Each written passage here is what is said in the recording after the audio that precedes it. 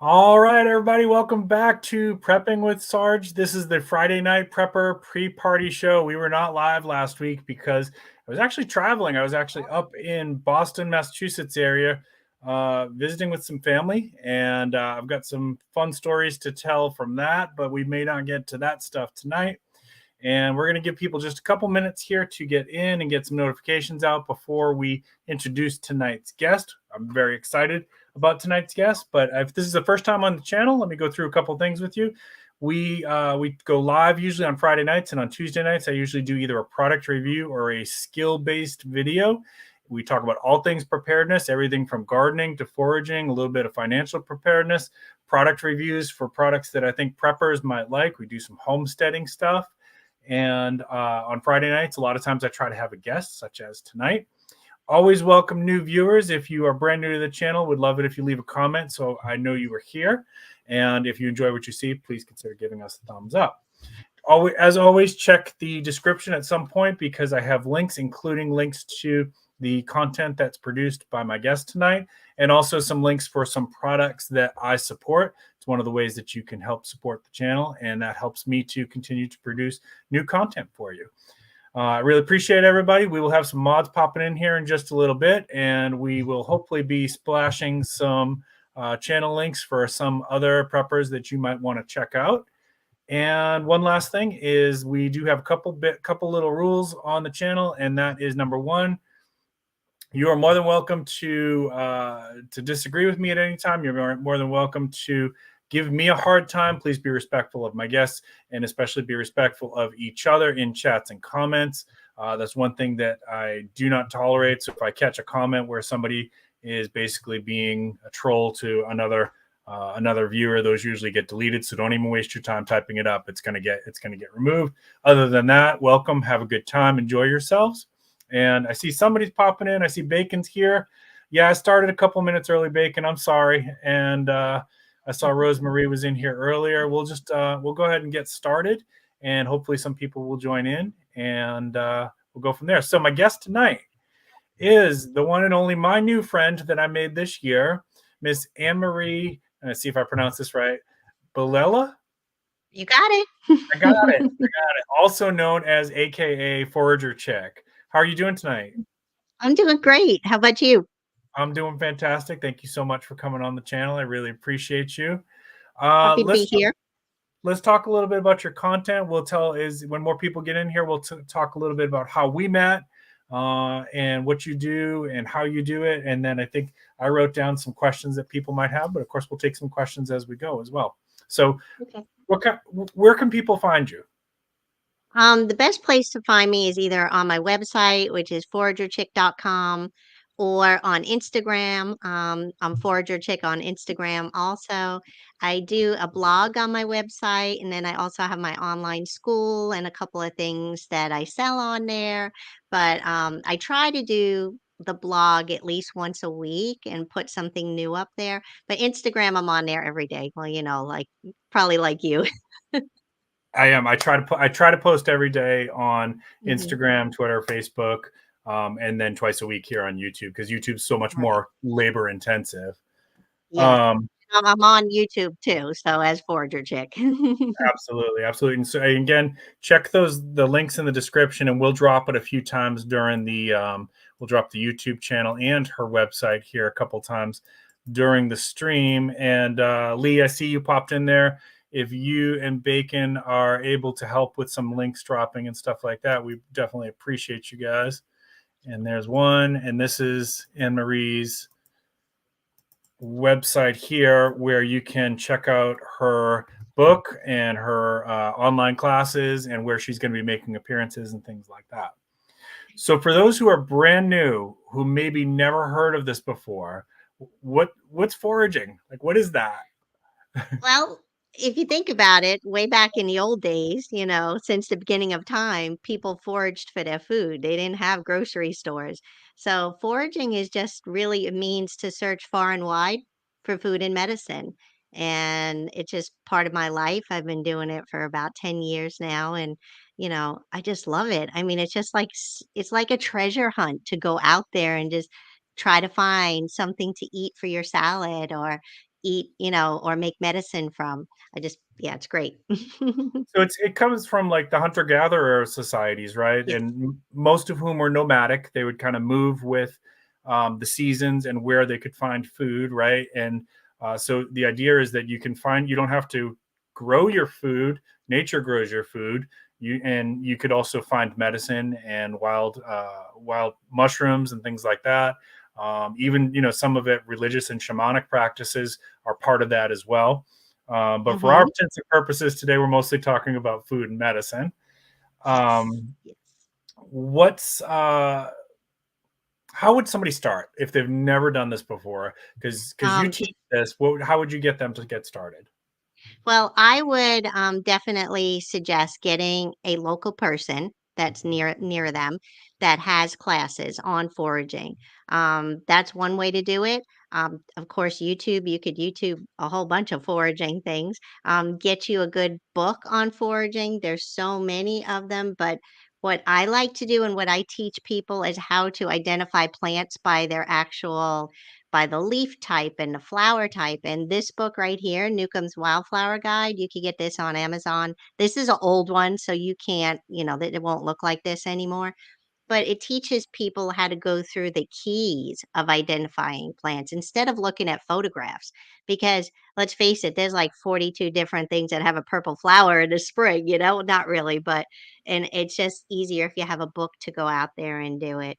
Um, Find somebody for sure that's in your area, and then I teach people, so if you're in Georgia, you can, get in touch with me and I can teach you how to do it. And also I have a few free courses on my online school. So that'll help people out too. But find a knowledgeable person or just go out there and just start going to an area that's not sprayed with any chemicals and just see what you see. Even if you have to take a picture at first and use an app, I don't believe in apps, but just to get that curiosity going, and Mhm. say, oh, wow, these smell like onions. I wonder if they're onions. Yeah, they probably are if they smell like an onion, stuff like that. Right, right. I agree with all of that. I've taken several classes along the way, and some when I was younger in Boy Scouts and stuff like that. And some just in the Hmm. last couple of years. Before we went live, we were talking about my friend April from Yola Herbal School. I took a class with her. I took a class with you down at Georgia Bushcraft. I took a Hmm. class with Dr. Merriweather, Dr. Mark Merriweather, Hmm. Werder Brugen. I always have a hard time with his last name. And that's such a fun way to learn too, because everybody comes at this a little bit differently, right? Yes. And my feeling is like my training comes more from like wilderness survival standpoint. So I don't have the botany training that say you, Hmm. Dr. Werder Brugen, and April have. They're two very different ways to learn, right? Yes, yes, definitely. I mean, you could just get a field guide for your area and go with that. You don't have to go through the botany, although learning it makes it easier, and you don't have to go to college to do it either. But just finding something that's right in your area, or even like the Peterson field guides. I mean, you Hmm. probably have one of those, right? Yep. That's they have plants that are all over the United States, and that book is very helpful too, for Hmm. sure. Yeah. Just learn what's growing in your area for sure. You have, if I wanted to learn how to key, and I've never done that before, like how to key out a plant, what's a good Yes. book for that? That's this one, the Newcomb's Peterson one? Wildflower Guide. Okay. Yeah, yeah. Because what it does is it asks you just a couple of questions. It'll say, is it a flower? Is it a shrub? Or is it a vine? And then it gives you a number and it'll ask you about the flower. If it has a flower, how many parts are there? Is it like a two-petaled flower or more than seven? And then it'll just ask you if like the leaves are opposite each other or alternating. So it's very beginner friendly. And then it takes you to somewhere in the middle of the book and you're like, oh, dang, there's my plant. So Right. it's one way of doing it. Hmm. Cool. Yeah, and I want to piggyback on what you said about the apps. Now, my feeling on this, people ask this all the time, what's a good app to use? I'm gonna say there's no app that anyone should rely on. That's how Right. I will say that. Now, if you want to have fun with an app and it gets you started and you find something new and you're like, oh, what's that? It can start you in the right direction, but do not rely on that as your only source. You got to verify with some books.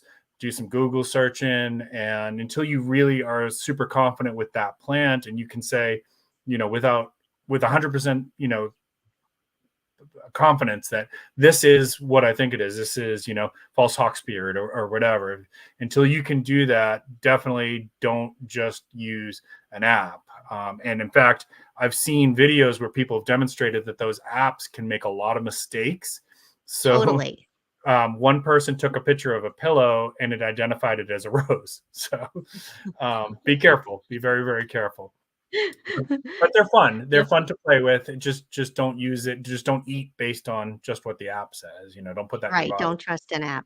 And I will tell for beginners to stay away from the family that's called Apiaceae. I'm gonna spell that. I'm probably gonna botch it. It's Apiaceae, something like that. It's where wild carrot, um, poison hemlock, things that look alike, that family is the one to stay away from for sure. Mhm. So Mhm. anything that looks like lettucey, I mean, not lettucey, like carrots, wild carrots, they have white flowers and stuff like that. So that's not a beginner family of mushrooms. And when you said from a survival standpoint, I didn't bring the book over to show you. I'm just trying to look at my um, bookcase here. There's one by the Army. I think it's called Edible Plants of the Army or Army Edible Plants. Have you heard of it? I've got a few like like SAS Survival Guide and things like that. I've got a Yeah. couple of those on my bookshelf. It's so weird. I'm looking at my books and I'm like, okay, wait, I know I'm gonna find it. I Is it can't like find it right now. something like the Special Forces Field Craft book or something like that? Yeah, it's fabulous because it has like what you could survive on if you're stuck out in the woods and you have nothing to eat, you can't hunt or whatever. It has some common plants in there to learn, and it's easy. It's much easier Hmm. than Yep. just, That's a good point too, Jody. Like if you don't have a signal, or if your phone goes dead, it's not going to do you any good. Yeah. That's right. That's right. I love books and, learning as much as I can. So it's in my head or writing it down in a little teeny tiny notebook. Like you probably have a little bushcraft notebook that you keep maybe in your backpack and you just Hmm. keep writing things down as you see them. Because Hmm. again, we're not going to have, you don't know if we'll have our phones or anything with us, anything Yep. electronically. Yep. And from a prepper or a survival standpoint, like that's my primary reason for doing this. And yes, it is fun. I do enjoy it. Something that I look forward to when I'm hiking, like that keeps me going. Like I try to find plants as I'm hiking and that kind of thing. But it's a skill that I consider a survival skill. So that's why I'm doing it. And I do keep in my bags. I've got like my own notes. I've got a couple like mini guides and things like that. And then I've got on my bookshelf at home, I've got my bigger guides and things like that. Right. Right. Um, That's good. Let me say hi to a couple people here. I saw Sure. Angie and Jody and Bantalk. Thank you so much. Appreciate you all. Van City Alpine, good to see you. See if I recognize Silver Scorpion. Thank you. Dove Season, good to see you. TJ in Georgia believes that he may be close to you, or she may be close to you. Sorry, she may be close to you. Oh, yay. Newton County. Yes, you are. You're the next county over. Well, there you go, TJ. Go take a Awesome. class with Emory. If I missed anybody, I apologize. I think I got everybody there. And if anybody has questions as we go, try to put them in caps if you could. It definitely makes it easier for me to grab it. Okay. And then this might be the book that you were mentioning that Yes, Lee's. thank you. That's it. Thank you, Cold War Prepper. Cool. Thank you, Lee. Excellent book. Um, all right. So what other tools do you think a person needs to get started besides getting some good books? A knife, a good Do you knife. Well, have you know the knives, so I don't have as cool a knives as you, but I love my Mora knife. This is more is my perfect. Mora companion, and so that one always comes with me when I am foraging. And then sometimes I'll have some kind of uh, Mushroom small knife. knife. Yeah. Yeah, like either the one with the brush or without it, but I like the fixed blade, or I'll have a neck knife on. And then a basket. You Hmm. want to have a basket to gather, especially when you're gathering mushrooms. By having a basket, this way it drops the spores down. You don't want to ever use plastic bags. The only exception to that would be if you're collecting like bark or maybe some greens and you're going right home. That's okay to use a bag. But Sorry about that. Phone's ringing That's in the right. background. This bag, mesh bags, these Mm-hmm. are good to have. Mm-hmm. So these are just your grocery mesh bags that you can get on, Amazon or anywhere. And this one's full of nuts. Sorry, I was picking Oh, cool. pecans. Yeah, They're still in there. So, that's but great. um, a backpack, of course, you want to take a backpack. And I'll usually take, if I'm going to a public park, most of the time I'll have a backpack on with all those mesh bags in there and some paper bags. So I like to keep everything separate. You don't want to just pile it all in there. And of course, insect repellent you need, and a compass or an app. I know I use the app for my in the woods because it records my walk and where I am and how many Oh, miles that's I've walked. But I do need to learn how to use a compass. I really do. yeah. So do you So have that's probably the one of main these? thing. You have one of those I guys? do. I do have one of those. You know what? I don't know where it is because I got it from Wazoo. Oh gosh, it's at least 3 years ago. Because I've Yeah. been going to Bushcraft for 4 years, 5 years, something like that. We're Yeah. going to talk about that next. So for Okay. those of Okay. you, who haven't seen this before, this is from Wazoo Survival Gear. This is their foraging bandana, and they redesigned it so it actually has the mesh netting in the back. So anything you put in there Oh, will breathe now. that's cool. I don't have that. Mhm. Nope. Now I See, got to get one. we got to put you in touch with Dustin. Yes, totally. All right. So Georgia Bushcraft. This is where we met. For those of you who are watching this, it is, if you live in the area, or even if you don't, it's worth traveling to. It is the largest bushcraft gathering in the United States, and I don't know what their total was. Do you know this year? I don't. I meant to look that up, but it was definitely the biggest. I can't even guess. 900, Yeah, 750, maybe, something like yeah. that. Yeah, Yeah. so they do, it's a weekend long event, and they do spring ones too. But the fall one is that's the big one. And it's a weekend Yes. long event where you can learn all kinds of things. I took a couple classes I took one with Dr. Vertebrugen and one with Anne Marie. I took a snake bite class. There's primitive fire starting, all kinds of like survival and bushcrafting classes. Super fun. There's food vendors there. You can camp for the weekend, and the price was like, what was it, like $100? Oh yeah, like $100. Like, That's you it. can't beat that. It's crazy how much value there is in that. And there's live music. I mean, it's just insane what a great deal that is. Now, I say that, and watch they'll raise their price this year. It still would be worth it. They could Wow. charge 200 and it would be worth it. They could charge, honestly, they could charge 300. I hope they're not watching this because I don't want them No, to. they're not gonna do it. They could though. They could charge 300 and it would still be worth it. It's Yeah, and the such one in the spring is only, I think it's $50 for the spring one. But that's a Mhm, lot smaller. It's more laid back. There's not many classes. It's more about community and such. So it's a little bit different. mhm. So you were teaching mushroom inoculation the day that I met you, and you helped me learn how to. I've got a shiitake mushroom. I should have brought it in so I could have shown everybody. A Yeah. shiitake mushroom log. It's like this big. Mm-hmm. Can you explain a little bit of that? I know it's kind of hard to do it without the stuff here to demonstrate it, Oh, but can you sure. explain a little bit? So that part goes along with your prepping and your survival too, because we always want to have food. And by growing mushrooms on logs, you have potential food for 5 to 7 years. So we have here probably about 110 logs thereabouts. I'm trying to get it up to 500 this year. But you basically cut down a tree. It needs to be a hardwood like oak or sweet gum, or you could use hickory. Hickory is horrible to do because it's such a hardwood. It takes years for it to fruit. But oak and sweet gum, we have tons of those here, so we use that.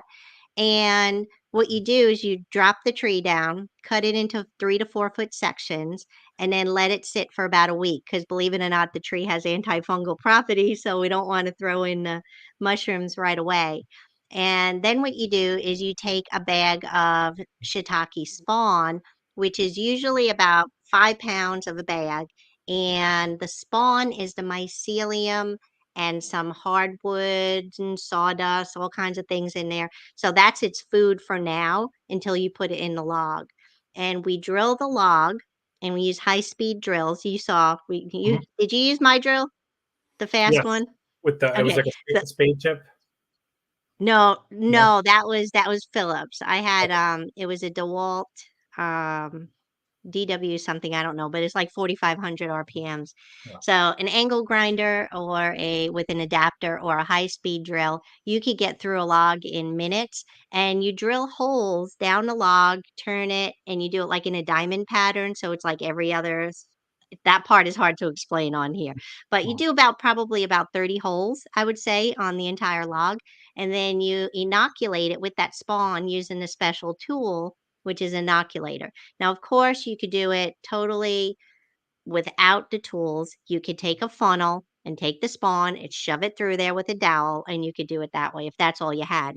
And then we waxed the little inoculation sites with paraffin wax usually. I've tried beeswax, I've tried cheese wax, but what happens is the dang squirrels come out and they wind up chewing the wax off. And the wax only really has to be there a couple of weeks, but those critters, they come out of everywhere and they're like cheese wax and they come in and they just eat it up. So it's very frustrating. You cover it with the wax so it'll protect the site so that the mycelium has time to travel through the log Mhm. and just make all its connections. And mycelium doesn't travel in straight lines. It goes like, all over the place like a web. And then in about 6 months to a year, you have your first set of mushrooms and then it'll fruit again, you know, within a couple of months and usually twice a year, I would say. You could force fruit it more by dunking the log into a tank of water, like a pool or something. But I just let mine fruit naturally. Mhm. When it's raining, it's great. If not, I go out there with the hose and water it like you would your vegetables. So, but I love shiitakes because I don't eat meat. I eat chicken and fish, so I'm not technically a vegetarian, but I eat chicken and fish, but mushrooms I eat every single day. So, So how many on average, one of those logs, how many years will it go before it stops producing? anywhere from like 4 to 7 years. It depends on the diameter. So if you measure the diameter, you can figure it out. So if it's got 4 inches around, then it's going to be 4 years up to 7. Now, the bigger the tree doesn't mean it's better because it's going to take about 2 years to fruit. Because think Oh, about how much wood is in there and it has to travel through all that to finally be like, "Yay, let's go, let's pop out." gotcha.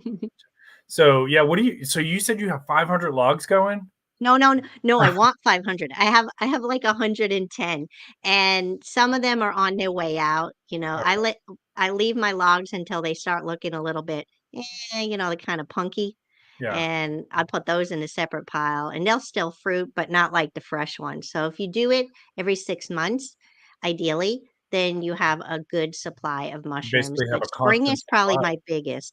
Yeah. Yeah, that's a lot. So what do you do with all those? Most of them, either I eat them, I do sell You some, sell not some? many. Yeah, and then I dehydrate most of them Mhm. because I make my own. I have like product company too, so I make my own spices and I hide mushrooms and all the spices. And I make a creamy mushroom soup and stuff like that. So I put all the dried mushrooms in there. Mhm. Very cool. So I should Mhm. have asked you this in the beginning, but how'd you learn all this? The mushroom part, oh, doing the shiitakes Foraging, or the everything. everything, all of it. Yeah. Ev oh, okay, so that's kind of funny, I'll be quick on this one. My husband and I moved here from New York like 30 something years ago, and I was Miss Priss, I didn't wanna get dirty or do anything like that. I just wanted to ride horses, and then I had my child, and I realized that, he was eating junk food at the babysitters, and something was wrong with this, I can't be doing this. So I wanted to learn stay home with him and learn how to do all the canning and do all taking care of him naturally. And I met up with a friend and I noticed that all of her children were so healthy and they were homeschooled and they were never sick and stuff like that. And then she canned her food, raised her beef, had her own chickens, made her own medicine. And I was like, Cindy, you got to teach me everything that you know. So she started it and then it just snowballed from there. I mean, Awesome. somebody came to teach us a little class on gardening, and she was talking about chickweed, which is my absolute favorite weed of all time, and how, you could just go out in the yard and pick this weed and eat it, and it was good for your skin too, and it's free. I mean, God put it out there for us, and I was just like, "Whoa, really?" And so, yeah, it went from there, and then somebody told me, "Oh, yeah, you can't learn mushrooms after you've become a herbalist and learned all about herbs," because I'm a certified herbalist too, but I'm not a practicing herbalist. And I was like, "What do you mean I can't learn all the mushrooms too? Challenge accepted. I do it." So I did it. Never stop learning. And I find as far as for foraging, learning the plants has definitely been easier for me than learning mushrooms. Mushrooms are a little bit tricky. They are. Well, you have more deadly ones in there. Mhm. There's only really a few deadly plants compared to the deadly mushrooms. Yeah. And yeah, it does get a little bit scary there. And some of the mushrooms, even if they're not deadly, and some of them that make you really sick, you'll wish you died because it's that bad. Yeah. Yeah. Have you accidentally ingested one that was bad? No, No. no, but I will tell you, we were talking about the honeys earlier, me and you. Mhm. The honey mushrooms make me sick. That's the only Oh, mushroom that has ever made me sick, and I just don't like them. yeah, and that's a good point. Like, let's talk about that for just a second. That um, Sure. when we forage and when you try this for the first time, you need to understand that some of the flavors are going to be different from what you're used to, right? So at first, you may not like some of this stuff because your palate's never had it before. Don't Mhm, necessarily, if you don't have a bad reaction to it, doesn't mean you necessarily have to give up on it. Like, I like the taste of wild lettuce personally. I eat it raw, mhm, and a mhm. lot of people were like, "Oh, it's really bitter." It's a little bitter to me. It's not super bitter to me. Right, Yeah, right. but if you've never had wild foods like that, the flavors are different, and Mhm. especially like when you go out into the forest, just because the soil is so much more mineral dense, like Right. it's like the difference between for people who have gardens that are watching this, like your garden tomato tastes different than the store-bought tomatoes, right? Like there's Absolutely. so much more flavor in a garden tomato that you grow because you know where it came from and the soil is probably better, and that, whereas a tomato that's been grown on this giant farm that's been growing tomatoes for the last 40 years has like no nutrients left in that soil, and that's why it's so bland. It doesn't have any flavor because there's no nutrients in the soil. Well, you go out into the forest where nobody's been destroying these soils with poisons and pesticides and herbicides, and it hasn't been, overly tilled, destroying all the mycelium and whatnot. So the flavors are going to be a little bit stronger in a lot of cases, right? Right, right. Exactly. I mean, everything is so much more nutrient dense out there. So yeah, you can't go eating a whole pot of chickweed or else you're gonna be in the toilet for a while. I mean, it's way more nutritious and stuff. So, like anything, you just gotta try it first and see how your body handles it, but you can live off of what's out there, For and it's sure. free. And generations of humans did, right? Absolutely. I mean, gosh, the Indians, right, here in Georgia, the Creeks taught some of the local people when they were here in the 1800s, early 1800s, they taught them about the local food that was here in our part of Georgia. And then if you think about it, you know, the settlers that came over from Europe, they had all their own seeds of wild plants too, and they brought stuff here. So we have a lot of diversity. And, I'm sure by you have a good diversity too. But in Georgia, I mean, gosh, we have a lot of plants that are from Asia and they're Mm, just weeds. yeah. So we just eat them. It's like, go Yep. ahead, eat your kudzu, get your mimosa flowers and make some medicine. We have so much of that stuff here. Mhm. Got a couple little questions here. So first one is from my friend Van City Preparedness, also goes by Alpine Preparedness, and she wants to know, what do you think about? Do you recommend the pre inoculated logs? She's up in Canada, um, so could get Yeah, these going in. yeah, you can buy pre-done logs if you know where they're coming from, and know when they were done. But you could do them up there now. Wintertime is the best time to do your inoculation. You want it when there's no leaves on the trees. But yeah, you definitely can do the pre-done logs. Just know where they're coming from. Do you have a video on that on this? Not You yet. know, I don't know if I'm trying to remember on my channel if I do. I don't think so. Somebody Okay. has a video of me doing this. I, I think I can go ahead and we need to do more logs. And the problem is I'm always when I'm teaching, like I wish I had my own camera person, because when I'm teaching, I don't have somebody to film everything and I would just get bits and pieces, but that's a good idea. I'll go ahead. I will go ahead and get it done in the there you next 2 go. weeks for you. Mm-hmm. Oh, that's awesome. Hmm. Thank you. And then Yeah. Lee asked, "Are there shiitake kits on? There are shiitake kits on Amazon for $40. Are they fake or what are your thoughts? Or do you have a company Uh, that you would recommend that does good Ye log?" Okay. Depending on where you are, if you're on the East Coast, I do recommend Mushroom Mountain because you could just order your spawn from them. It's like $25 a bag, and you could do 25 logs with one bag. Or you could order just the little plugs. They sell plugs from different places, and you could do like 5 or 10 logs. If you're on the West Coast, um, fieldforest.net, I think, is out there and Fungi Perfecti. So those would be the 2 companies out west. Yeah. I seem to. Can you see me? I've lost my video feed. I see you. Okay, that's really weird. Maybe it'll come back in a second. Oh, Um, does everybody else see you, Sarge? Let's see. I'm gonna actually pull this up on my tablet so that I can see what's going on. As long as you guys can see me, like if the camera's working, that's fine. So let me just give me a second. I see Cold War Prepper asked about Texas. I'm sure all these places ship, so you can order from either. I would order from Mushroom Mountain. They'll ship it to you. It doesn't cost any more to ship it. They ship a lot of their spawn for free. You can also order the inoculator and the bits and everything. Um, but I would find, what I would do first is go online in your state on Facebook and look for your local mycological society.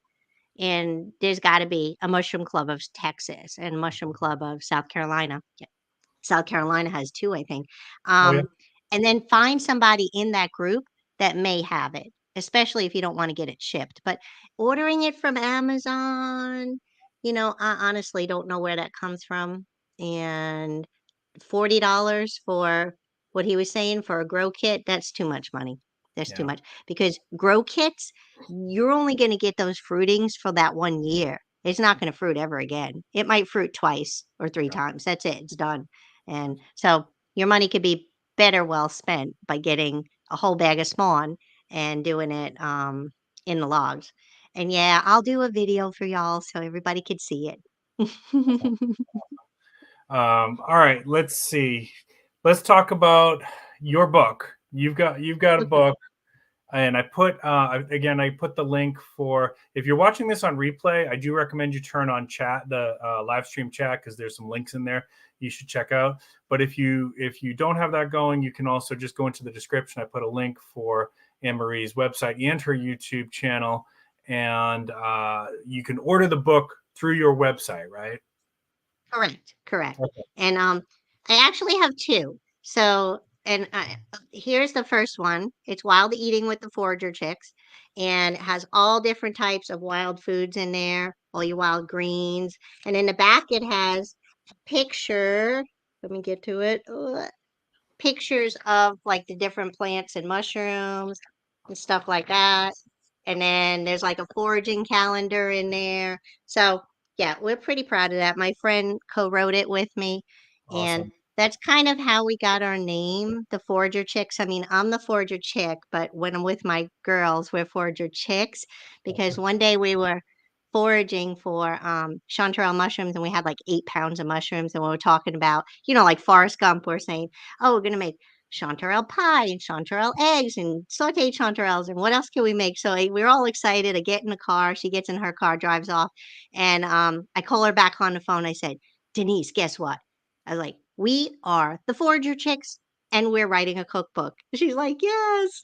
So things come to me like that. My brain never shuts up.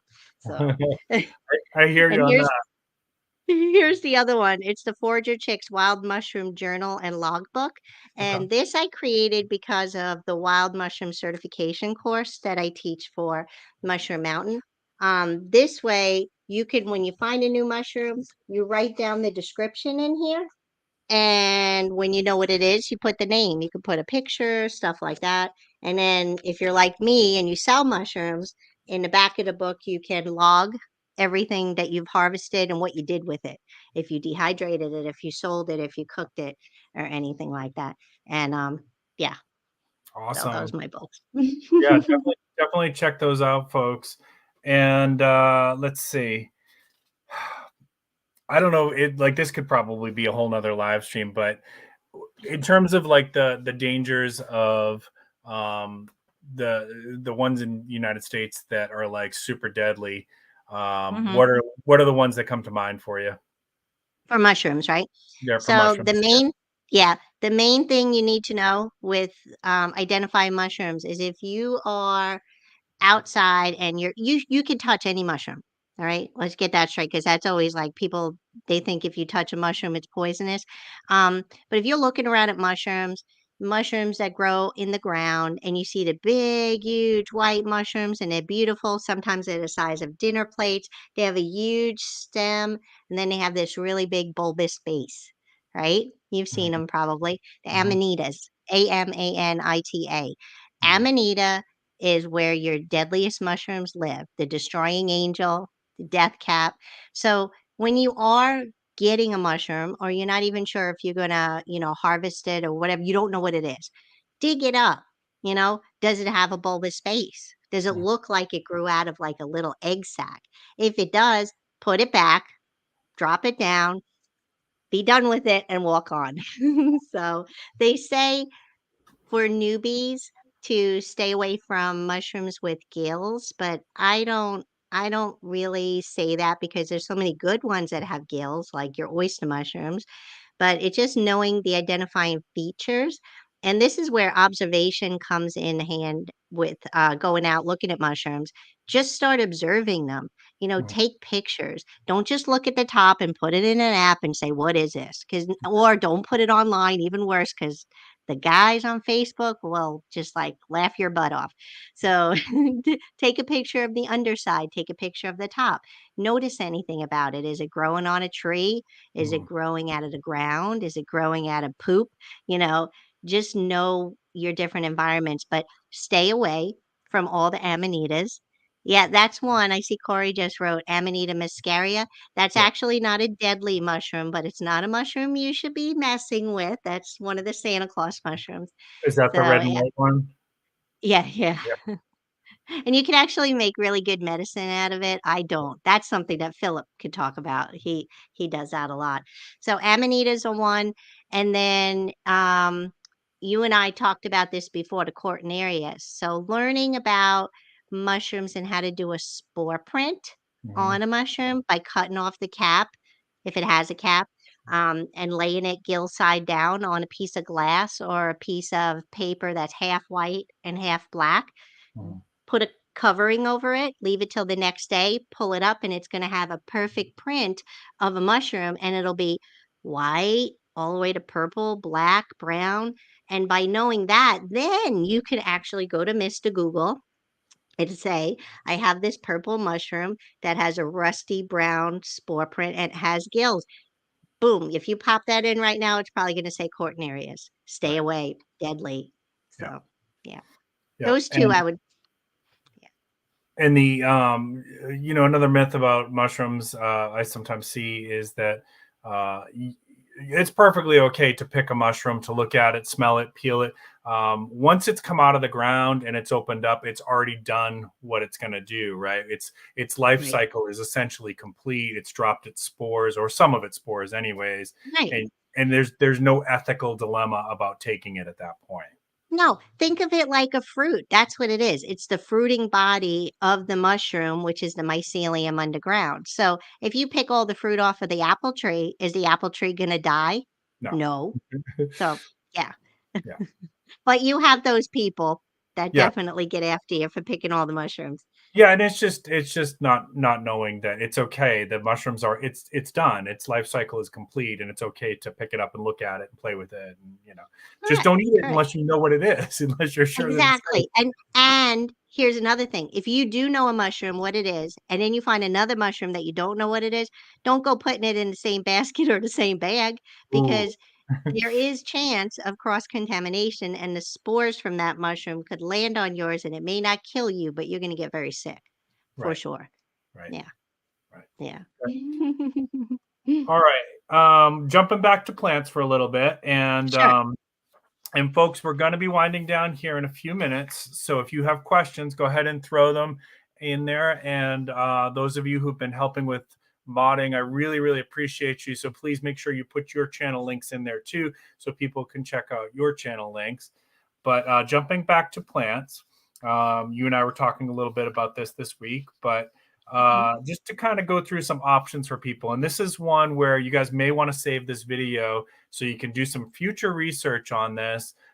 If you're thinking about it from like a prepping, homesteading, survival kind of standpoint, these are some of the medicinal plants that I think are worth learning that I know grow Southeast US. Some of these will grow all over the US and even into Canada, right? Mhm. So, um, what's a plant that natural antibiotic? A natural antibiotic would be um, Oregon grapefruit, There you which go. is the same thing as golden seal, but golden seal is endangered. So Oregon grapefruit is like a holly. It looks like a holly, but it's not a holly. That's a good one. Garlic, ginger, Mhm. oregano. Echinacea. Yeah, Yep. Okay. echinacea, Yep. Okay. Antiviral, echinacea, and oregano. and elderberry. Elderberry. Elderberry is your most important, and mushrooms for antiviral. Yeah. Totally. Yeah. Okay. Um, Constipation. Oh, there's a lot of them for that. Okay, so you have flax, which I know. Well, it's a plant. It's a plant. Mhm. Yellow dock, anything that's bitter. Dandelion root. Mhm. Um, Anything that's got like the astringent, right?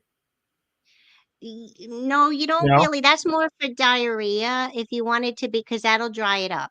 Sorry, that's what I meant. Yeah. And that's okay. And then there's a really good strong one. It's called I had to write this down because I can never pronounce it. Cascara sagrada. I And don't know that that one is, if you're, yeah, we don't have it out here. You do have to order it. It comes, I think, from India. That one, Cascara sagrada. And that's your strongest, but that's for somebody that, they haven't gone to the bathroom in a week, and it's like, one. Oh, holy, that they that's got to go. that's when they They need got the to, bomb, huh? but drink water. Eat your bitters and drink water, and you won't have any problems going to the bathroom. Okay. And a lot of Always these feel that we're better. talking about, by the way, you can cultivate and you can order a lot of these online and you can grow in your herb garden and things like that too. Mhm. What about fever? Um, Catnip for children, willow, boneset. I think that's it. I had willow bark. Oh, and elderflower. Okay. Mhm. Um, Plant something for pain. Quite a bit. So I know you like wild lettuce. I like wild I've lettuce. yet to use I have yet to use wild lettuce. So valerian, and my favorite go-to for pain, for acute pain, not ongoing pain, is Indian pipe or ghost pipe. That's hard to find though, isn't it? No, in No. certain areas, if you I have friends in Pennsylvania, it grows in their backyard like we have dandelions, Wow. seriously. And so he just tinctures it for me and sends a whole bottle down. You're very So lucky. that's the best. That's actually the best, but you can only use it for acute situations, but it works. It's Yeah. it's strong. So Mhm. with the tinctures, we're just gonna sidebar here for a second. With the Okay. tinctures, because I know some of my audience has told me they don't drink alcohol at all. Is there any substitutes that they could do? There is. So even if you do have, first of all, if you do have an alcoholic tincture, you can put it in water and the alcohol will evaporate. Or you could use a vinegar for some of them as the base instead of alcohol, or you could use glycerin, vegetable glycerin. Okay, Yeah. good to know. Hmm. Also for pain, I would add pennywort for inflammation. and it tastes like Okay. parsley. Tastes like parsley. Oh, really? Cool. That's good. Yeah. Sleep, insomnia. Passion flower would be Right. the first one. Yeah. Valerian. Oh, another one for pain, skullcap, Skull which cap. could also be used for sleep. I've heard that for headache. Skull cap. Yeah. Reishi mushroom. Um, I'm looking over at my apothecary. I'm in my apothecary. I'm looking at all my herbs. So yeah, that would probably be a passion flower would definitely be my go-to Okay. for sure. Anxiety. I've got valerian, and maybe St. John's wort, although I've talked about in another video that there's some cautions with St. John's Yes. wort. I think Yes. people, especially certain medications, do not mix with that. So with that one, Yes. SSRIs. Mm-hmm. yeah, Mm-hmm. please be careful with So, that. Talk to your doctor if you're going to use St. John's wort. mm-hmm. So And I would say mimosa and lemon balm. Lemon balm is especially good for anxiety. and Mm-hmm. lavender. I'll add Yeah. lavender too. Yeah. Yep. And lavender for sleep too. Yes. Yes. You could spray it on your pillow. Mm-hmm. Mhm. Stopping bleeding. Yarrow. Mm-hmm. I'll say goldenrod. Okay. There you go. That's a Um, good one. Stopping diarrhea. Oh, I'm sorry. Yeah, stopping diarrhea. Blackberry root or Ooh. blackberry leaf. Mm-hmm. How do you use the root? Bring it to you. Cut it up. Put it in a pot with water. Bring it to a boil. Reduce it down and let it simmer. Okay. And you could drink that. So the Just like leaf, if you have the leaves, otherwise dig up the root. okay. Mm-hmm. Insect Also, bites. oh, Oh, sorry. sorry. I was just gonna go back. Also, red sumac is good for diarrhea. The red sumac, flame sumac, wing sumac. I did see a couple questions there. I'm going to come back to those in just a second, guys. Plantain for insect bites. Anything else? Jewelweed, maybe? Plantain, jewelweed, tea tree, chickweed for some. Yeah, plantain would probably be your main go-to for sure. Itches and rashes.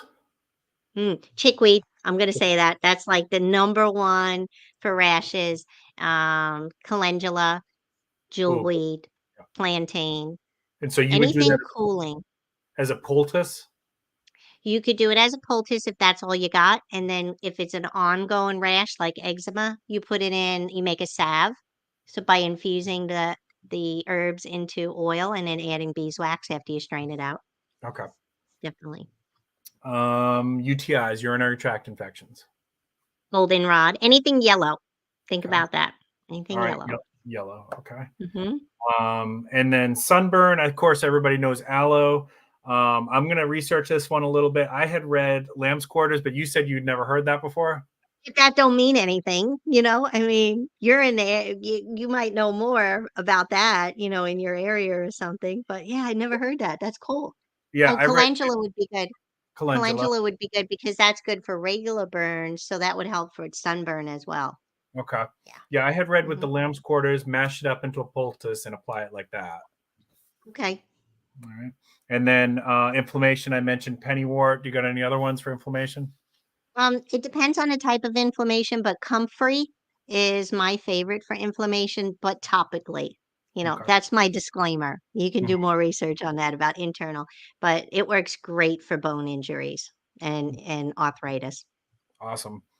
So there you go. People, you want some survival medicine right there. That gives you some talking points to research. All of those, of course, any one of those could be like a full video on itself, you know, just talking about that. Definitely.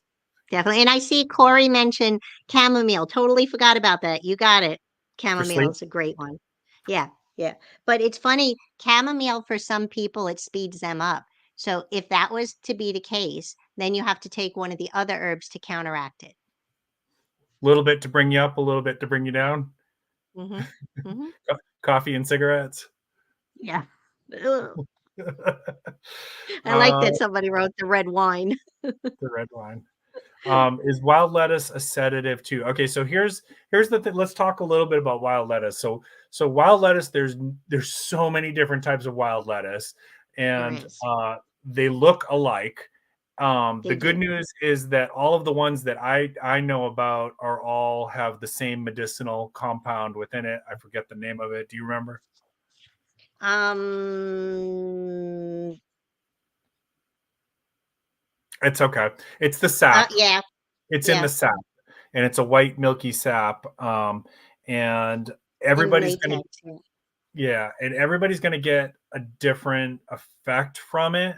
For me, it's some people say it's like super powerful. For me, it's like the equivalent of a couple ibuprofen. I don't Ah, get the super gotcha. powerful effect from it. Hmm. So if it was, it might sedate you a little bit. It is But actually considered a sedative for for people with severe sleeping disorders. okay. Oh, there you go. Somebody had said, "Who's your prepping nurse? Good to see you." Black Ooh, Cohosh root. I don't know that one. Do you know that one? I do. I know about it for anxiety, but I didn't know about it for sleep. So that's interesting. That's good to know. Yes. And then published a book on herbs and prescription drug interactions. Yeah. So thank you, who's your prepping nurse. So please, I didn't say this at the beginning, but I'm going to say it now. Please, if you're thinking about adding medicinal plants into your health care, I really do recommend you talk to your doctor, especially if you're Hmm. taking prescription medications, because there is. So here's what you need to know: is most of the medications that the pharmaceutical industry prescribes, guess where it came from?